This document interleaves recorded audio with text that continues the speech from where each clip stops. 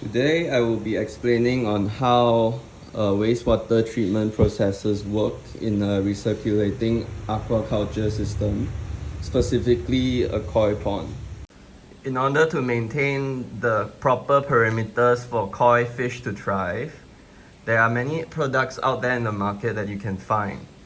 These are the few that I have chosen in order to maintain the good nitrifying, denitrifying bacteria and also photosynthetic bacteria.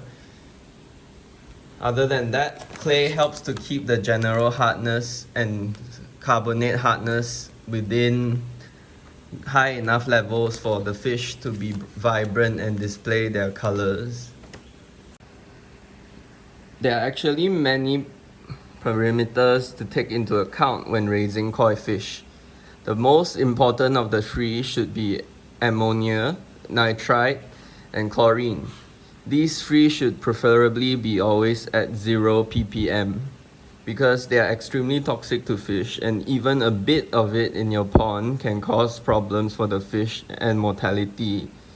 In order to effectively remove these chemicals, there are products out there such as this one, which is an anti-chlorine product which helps remove chlorine and chloramine and also neutralize other heavy metals found in your water source before they enter the pond. Other than that, most recirculating aquaculture systems need to have a very good sump or also filter chambers, which I will show in a while.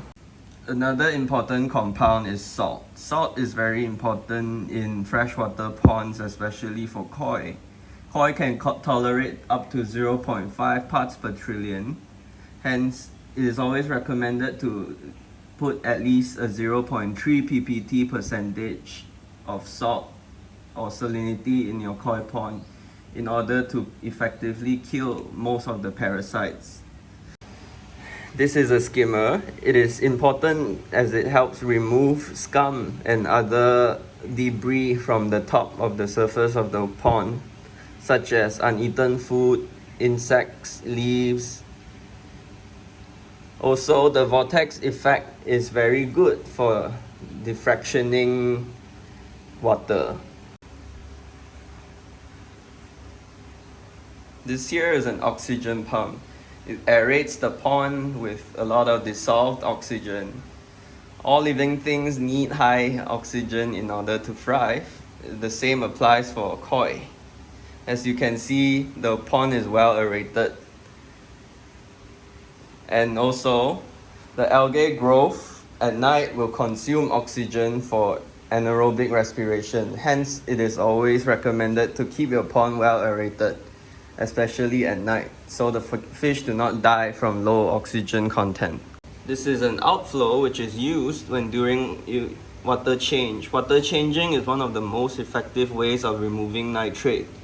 Most of the good bacteria can only remove ammonia and nitrite effectively. For nitrate, growth such as algae or other aquatic plants will help tremendously. Or if you are feeling diligent, you could do water change once or twice a week. This will keep the nitrite level in the pond within acceptable levels. Now we will move on to the most important part of the recirculating aquaculture system for koi. This is the filter chamber, also known as a sump. There are two types of filtration that can be found in a filter chamber usually: mechanical filtration and biological filtration. The mechanical filtration is usually placed before the biological filtration. There are two types of mechanical filtration in my pond, which are brushes and also sponges and mats.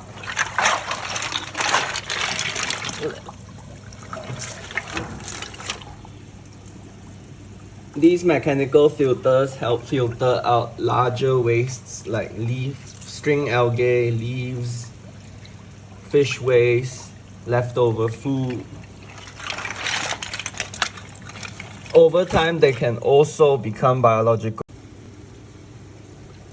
These are oyster shells. Oyster shells are generally used to generate carbonate hardness slowly over time in a pond. Increasing the carbonate hardness can help the pond buffer pH spikes or drops more properly, so the fish will not be affected as much by pH changes. These are the biological filtration components. As you can see, there are many types that I have chosen. There are bio rings, bio balls, bacteria houses, nano pillars. All of these allow beneficial bacteria to grow on them, such as anaerobic bacteria, nitrifying bacteria, and also denitrifying bacteria. And you can notice there is also aeration in the sump. This allows good bacteria to grow faster as well. I have placed other minerals beneath the bacteria houses as well, such as clay balls, which also help give good minerals to the fish, and also zeolite, which is able to bind ammonia very effectively. Lastly is the final chamber. This is the UV ozone light, which helps kill off algae and prevent algae from overgrowing in our pond. In general, people would put the mechanical filtration before the biological filtration, and UV lights are optional. Usually, people would start with brushes onto mats and sponges, bacteria houses, then finally the UV light, as you can see from the setup my pond has. Lastly, the water flows up to this pipe after being filtered through all the filtration into the pond. As you can see, my pond is slightly undersalted, but the pH level is perfect. Now we will collect water to test the parameters. First, we will start with a testing strip, which is less accurate than liquid tests, but it covers most of the parameters that we want. Now to let it develop. From the results, you can see that the nitrate levels are a bit high, but the nitrites are 0, and the carbonate hardness and general hardness are okay as well. The pH level is also within acceptable ranges, and chlorine is 0. Now to double confirm the test results with a liquid test, let's start with ammonia.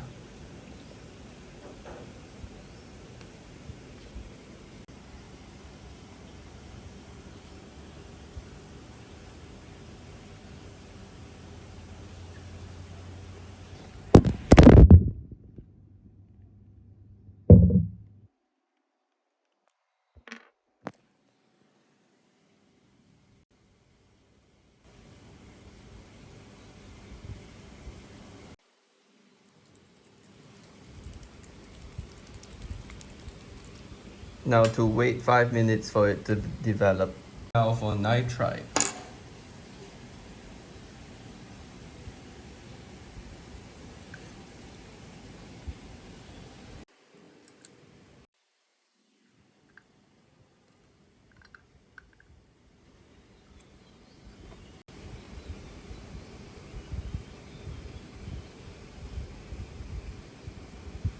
The nitrite levels are 0. Now for nitrate.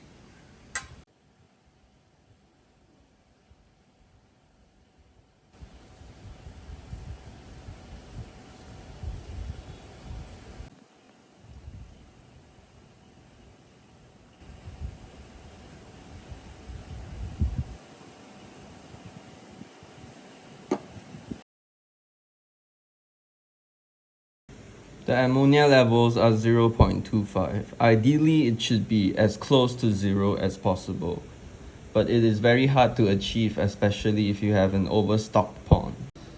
What I have learned from this practical assignment is how a recirculating aquaculture system is able to make use of the same water over and over again just with enough filtration system. Despite this, I found out there are actually some problems with my pond, such as a high nitrate level and a bit of ammonia. This is likely caused by me overfeeding the fish for the past few days. Hence, it is important to have enough filtration if you intend to overstock your pond and feed your fish more. or else the filtration system will still not be able to catch up with the filtering. Other than that, I was able to also learn in depth about all the components of the pond and how each component of them work to keep the recirculating aquaculture system clean enough to sustain koi, especially for the sump.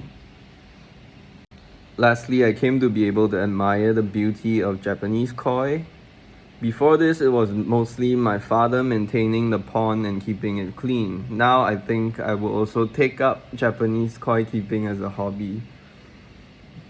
I believe this will be able to help me with my studies in the future by knowing wastewater treatment in depth.